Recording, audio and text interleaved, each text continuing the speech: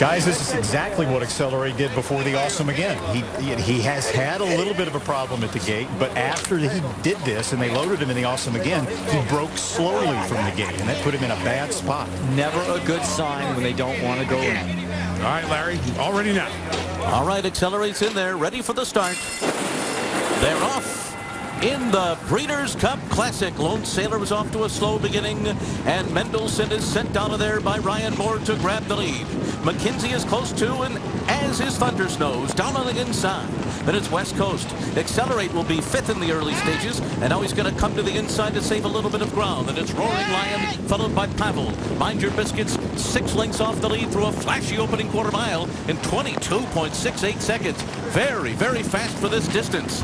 Catholic Boy is back around 7 lengths off the lead at this stage. Then it's Axelrod, followed by Gunnavera.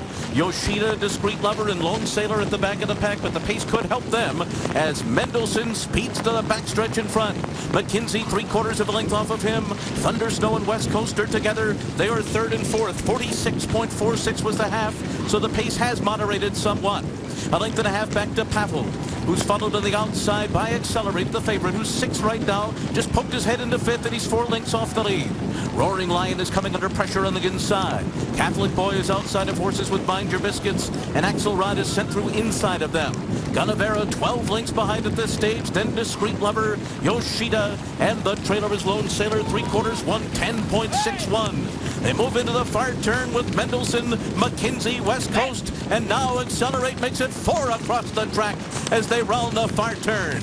And then it's Thunder Snow running in 5th on the inside. Axelrod is 6th outside of them and under a drive. And then it's Pavel.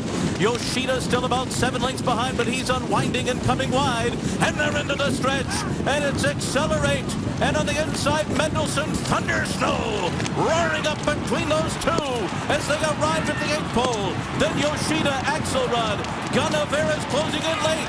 It is Accelerate. He's coming down to the 16th pole in front. Thunder Snow on the inside is next. Then Mendelssohn, Gunnavera, and Yoshida on the far outside. They're coming to the wire. And Accelerate wins the Breeders' Cup Classic for John Sadler. Gunnavera was second, and then it was Yoshida and Thunder Snow in a final time of 2:02.93.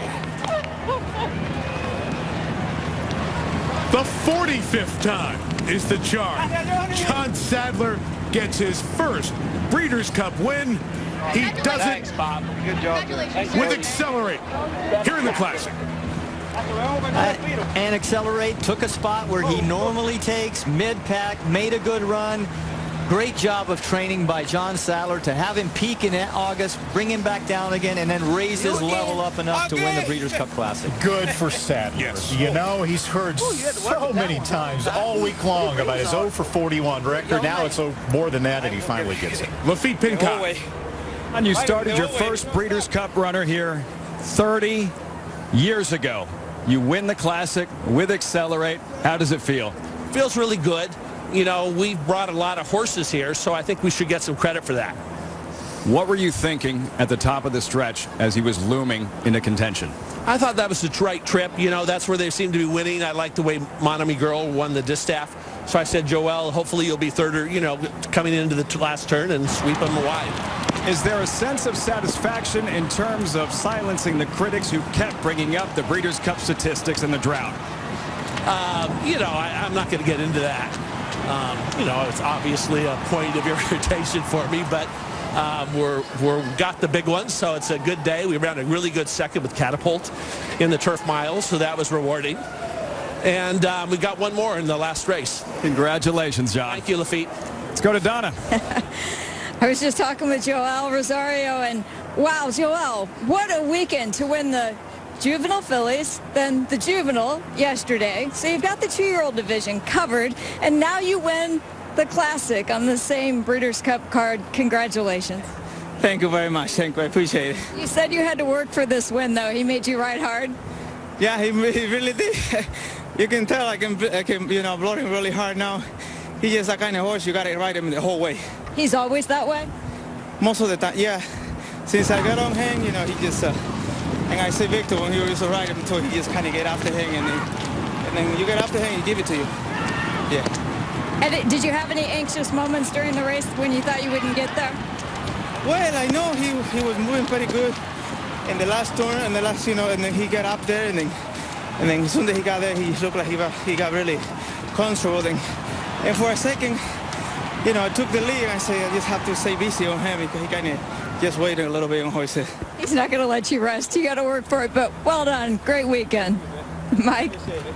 Thank you, Donna. It's the third time that Joel Rosario has ridden Accelerate to victory. Remember, Victor Espinoza was the jockey on this horse for 7 of the prior 8 starts before the 3 with Rosario. Espinoza was injured in that accident out west, and he is still yet to return and recovering, and we're all thinking of Victor. And if he's watching, I'm sure he has the good feelings, not just for the horse Accelerate, but John Sadler as well, who gets that first Breeders' Cup win. And Sadler made a great point. I mean, a lot of trainers aren't good enough. They don't get good enough horses. They don't do a good enough job with them to get as many to the Breeders' Cup as Sadler has gotten over the years.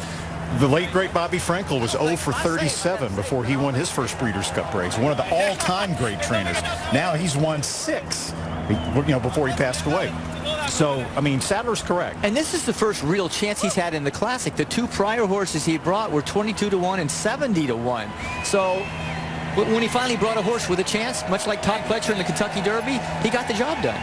A lot of the other horses who had the short odds did not run very well. McKenzie was 12th. Catholic Boy was 13th. We'll give you the full order of finish a bit later on.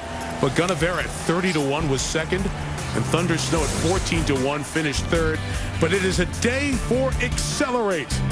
Under the Twin Spires coming up with a big win. Usually that's what we say at the Derby, but the Breeders' Cup Classic is one of those that last. It's a list of some of the most impressive horses we've seen over the last 35 years. Let's go!